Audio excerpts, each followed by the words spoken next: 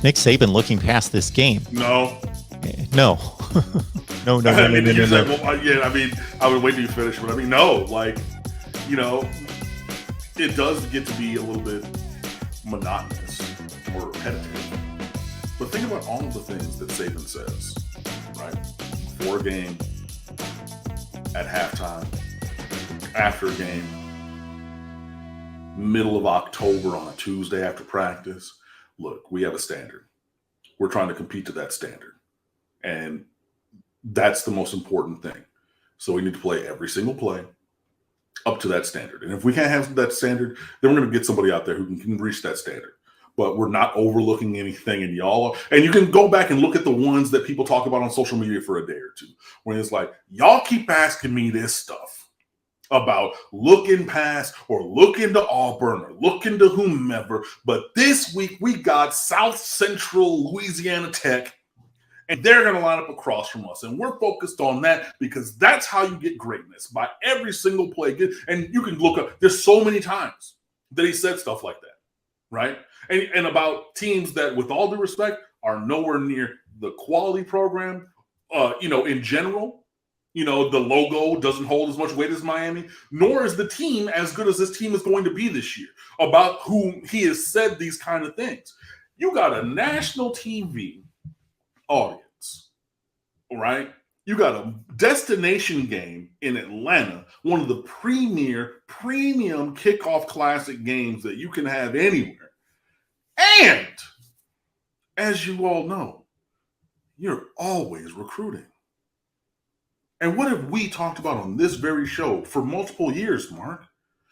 Nick Saban coming down here and getting the cream of the crop, whoever he wants, or the majority of those head-to-head battles of top guys from down here in South Florida. Do you need the names? Amari Cooper, Calvin Ridley, Jerry Jeudy, Jordan Battle starting at safety this year, Josh Jobe starting at corner this year, Pat Surtain II, Alex Leatherwood, who's from Florida, not from South Florida, but 5-star from the Panhandle, who went over there as well. Evan Neal, who's from Florida, and went to IMG, had Miami as a finalist. Most people thought he was going to come here. Now he's there, going to start at left tackle, and is doing plyometric box jumps and catching them in splits and all kind of. Do I need to go on? Because the list goes on, right? So now you have the on-field opportunity to continue your dominant legacy currently of beating a marquee team such as Miami. And you have the ancillary recruiting win to talk about, hey, Miami did all right. They beat us for a couple of guys, but we've beaten them for more guys. And there's even more guys on our roster who wouldn't even look Miami's way. So do you want to be one of those guys who goes there and, maybe to Mark's point, win 10 games a time in your 4 years of college? Or you want to come here and win all the time and get developed by the best? We got the best NIL situation because all of our boosters are ready to be here and support you, and be 3 or 4 years to the NFL in the first or second round of the draft. You tell me, superstar. But we have a standard at Alabama. Are you to the standard? Because if you're to the standard, come on down. That's also a thing that's going on Saturday, September the 4th, is that recruiting. Is that thing where he can now come back down here and say, we haven't even played them in a while, and we've been whooping their ass on the trail. Now you see what happens when they're on the field. You're trying to be over there. You're trying to be over here. All of that being said, and there's more, and there's plenty more. All of that being said, if you think for a second that Nick Saban's overlooking anything, you crazy. Cam took a great angle there. I cannot in any way add to it or subtract from it or discount it in any way. I support that 100% because that makes total sense. I'll take this angle. Select your GOAT in any field, and you don't even have to go to that extreme of the greatest of all time, just people that excel at what they do. And sometimes you may want to be tempted to ask the question, why would Michael Jordan be the first one in the gym or the last one to leave the gym? He's the greatest. Well, that was partially the reason why he got to be the greatest, with that type of attitude. And to Cam's point, when they play, meaning Alabama, New Mexico State, or Western Kentucky, or whomever the group of fives in the FCS is, does Nick Saban somewhere back in that brain know that there's no way they can lose and they'll stop them by 50 or 60?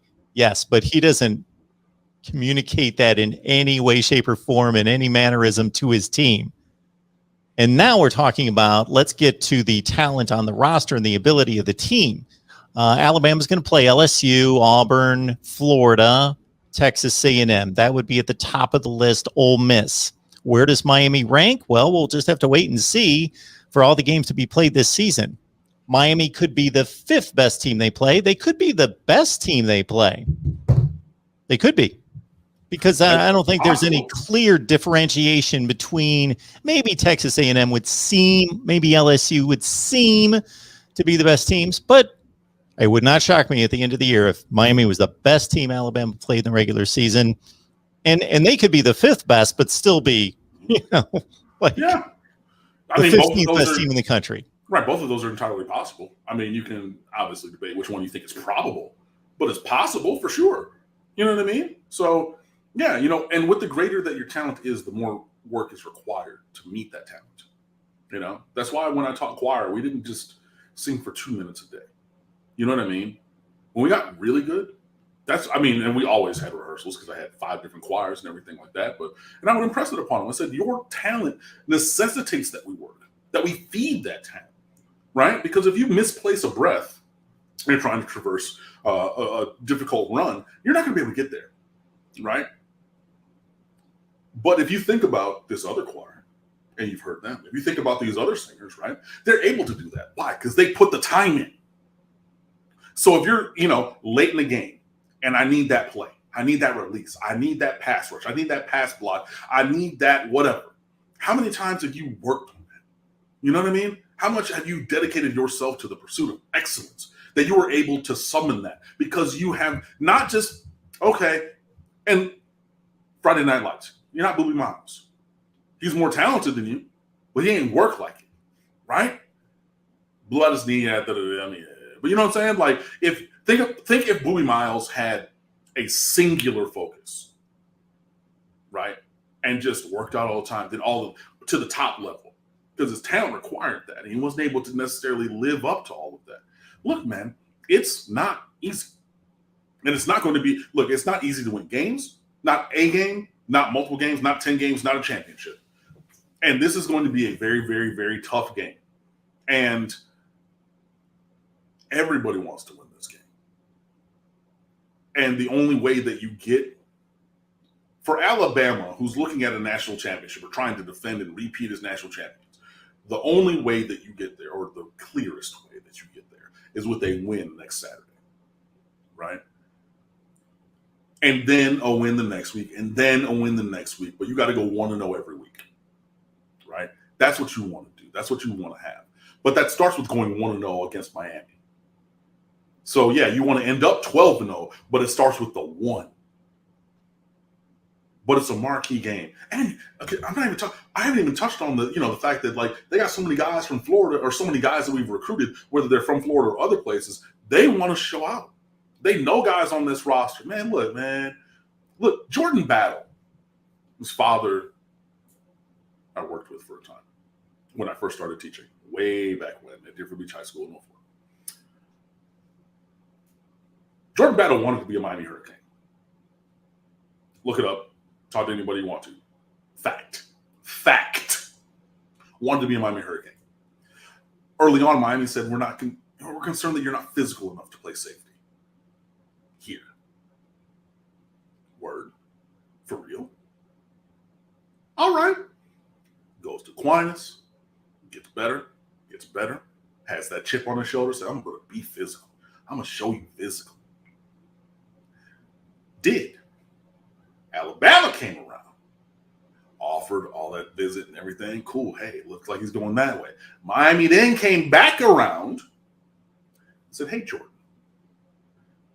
why don't you consider taking a visit to the University of Miami? Look, we might have gotten off on the wrong foot. Look, we might not have met you at the area of your desire when you wanted to be a Hurricane as a high school sophomore and junior. But now as a senior, why don't you come on down and visit? And he did. And he said, nah, I'm good. And is now starting at safety for Alabama. You think that he's not trying to come down in Atlanta next week and bust Miami's ass?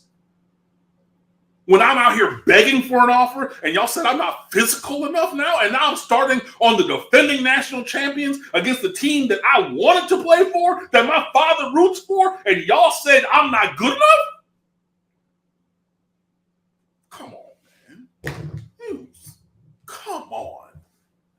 Intrinsic value, extrinsic motivation, whatever it is. They trying to win this game just like we trying to win this game.